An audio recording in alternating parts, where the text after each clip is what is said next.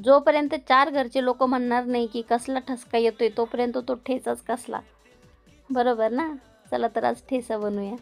मस्त लय मोठ्या मिरच्या घेतल्या, त्याला छान असं भाजून घेतलं.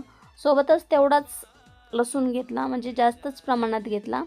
त्यामध्ये एक पळी तेल टाकलं आणि त्याला मस्त असं खरपूस भाजून घेतलं. मीठ टाकून दिलं आणि कोथिंबीर तर पाहिजेच. कोथिंबीर तर माझं खूप फेवरेट आहे, त्यामुळे मी कशात पण कोथिंबीर घेते. मग याला थोडंसं मिक्सरमध्ये फिरवून घेतलं. आता ते मी पाट्यावर पण वाटू शकते, पण हाताची खूप आग होती म्हणून मी पाट्यावर नाही वाटलं, मिक्सरमध्येच काढलं. एकच असं गरका मारायचा आणि लगेच काढून घ्यायचं आणि छान तेलामध्ये टाकून परतून घ्यायचं. तयार आहे आपला मस्त झणझणीत असा ठेचा. याला तुम्ही बाजरीच्या भाकरीसोबत खा, ज्वारीच्या भाकरीसोबत खा, एक नंबर लागतो आणि तुम्ही पण नक्की ट्राय करा.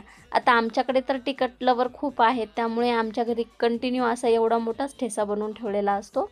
त्यामुळे मी आज तुम्हाला सिंपल अशी ठेचाचीच रेसिपी दाखवली. व्हिडिओ आवडला असेल तर लाईक, शेअर, सबस्क्राईब करायला विसरू नका. बाय.